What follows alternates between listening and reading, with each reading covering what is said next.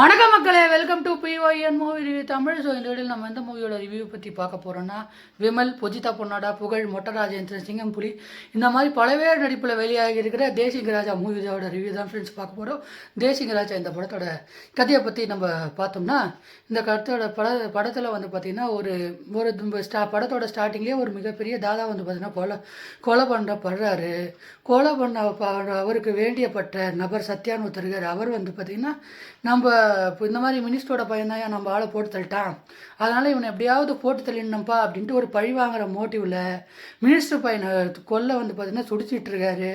இந்த டைமில் மினிஸ்டர் வந்து அவங்களோட போலீஸாக இருக்கிற ஐபிஎஸ்ஸாக இருக்கிற புதிதா பொண்ணோட இவங்களையும் கூப்பிட்டு இந்த மாதிரி வந்து பார்த்திங்கன்னா என் பையனுக்கு வந்து பார்த்திங்கன்னா இப்போ ப்ரொடெக்ஷன் வேணும், அதனால் வந்து பார்த்திங்கன்னா நீங்கள் வந்து பையனுக்கு ப்ரொடெக்ஷன் கொடுக்கணும் அப்படின்ற மாதிரி வந்து பார்த்திங்கன்னா ப்ரொடெக்ஷனை கூப்பிட போக இப்போ நம்மளோட ஐபிஎஸ் ஆஃபீஸரான புதிதா பொண்ணாடும் விமலும் வந்து பார்த்திங்கன்னா ஒரு ப்ரொடெக்ஷன் கொடுக்குறாங்க. இதுக்கப்புறம் இந்த கதையில் என்ன தான் நடந்தது அப்படின்றது இந்த படத்தோட மொத்த கதை. ஸோ இந்த படத்தில் விமலோட கேரக்டராக இருக்கட்டும், புதிதா பொண்ணோட கேரக்டராக இருக்கட்டும், அவங்க கொடுத்த ரோலை அவங்க வந்து பார்த்திங்கன்னா சரியாக செஞ்சுருக்காங்களான்னு கேட்டிங்கன்னா என்னை பொறுத்தவரையிலும் ஓகே அப்படின்னு தான் வந்து பார்த்திங்கன்னா நான் சொல்லுவேன்.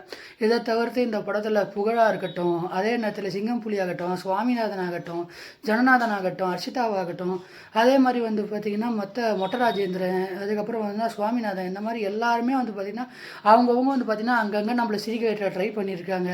ஆனால் எங்கேயுமே வந்து பார்த்திங்கன்னா நமக்கு அந்த சிரிப்பே வரல அப்படின்றது தான் இந்த படத்தில் வந்து பார்த்திங்கன்னா ஒரு இம்பார்ட்டண்ட்டான இஷ்யூவே. அது மட்டும் இல்லாமல் குறிப்பாக புகழனாவை அந்த குக்கித்து கோமாளி ஷோலாம் பார்த்துட்டு லேடிஸ் வாய்ஸில் பேசினாலே இல்லை ஆடியன்ஸ் எல்லாம் கை தட்டி சிரிப்பாங்கப்பா நினச்சிட்டாங்களா என்னவோ தெரில. லேடி கிட்ட போட்டு அவர் லேடிஸ் வாய்ஸ்லேயே பேச வச்சு அந்த மனுஷன் ஓக்கல் காடை கிழிய வச்சு இந்த மாதிரி வந்து கஷ்டப்பட்டு அந்த மனுஷனுக்கு அந்த காமெடியை வந்து பார்த்திங்கன்னா எதுவுமே வந்து பார்த்திங்கன்னா நமக்கு செட் ஆகிற மாதிரியே இல்லை. குறிப்பாக சிரிப்பாக அந்த அளவுக்கு வரல அப்படின்னு வச்சுக்கோங்களேன். அது மட்டும் இல்லாமல் இந்த படத்தில் இருக்கிற அந்த மியூசிக்கு சவுண்டு விஎஃப்எக்ஸு எல்லாமே வந்து பார்த்திங்கன்னா எனக்கு ஓகேவாக இருந்தாலும் மியூசிக் வந்து வித்யாசாகர் மியூசிக்கு அப்படின்ற மாதிரி தான் சொல்லியிருக்காங்க.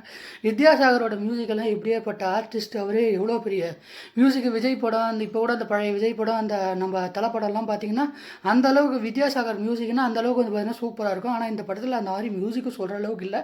அதே மாதிரி வந்து பார்த்திங்கன்னா சினிமாட்டோகிராஃபி ஆகட்டும், அந்த ஆர்ட் டிசைனிங் ஆகட்டும், அந்த இதுவாகட்டும் எல்லாமே ஒர்க் ஆகட்டும் எல்லாமே வந்து பார்த்திங்கன்னா என்னப்பா ரொம்ப சுமாராக இருக்குன்ற மாதிரி ஒரு ஃபீலிங் வந்து பார்த்திங்கன்னா நம்ம கண்டிப்பாக வந்து பார்த்திங்கன்னா கொடுத்துது.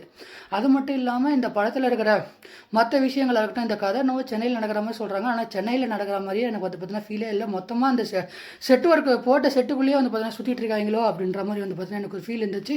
அதுவும் வந்து பார்த்திங்கன்னா இந்த படத்தை ஒரு ஆவரேஜான ஒரு ட்ராபேக்காக வந்து பார்த்திங்கன்னா அமைச்சு விட்டுருச்சு. இது மட்டும் இல்லாமல் அங்கங்கே வந்து பார்த்திங்கன்னா ஆளாளுக்கு வந்து பார்த்திங்கன்னா சேசிங்கன்னு காமெடி பண்ணுற பேரில் ஏதோ கவுண்டர் மேலே கவுண்டர் கொடுக்குறாங்க.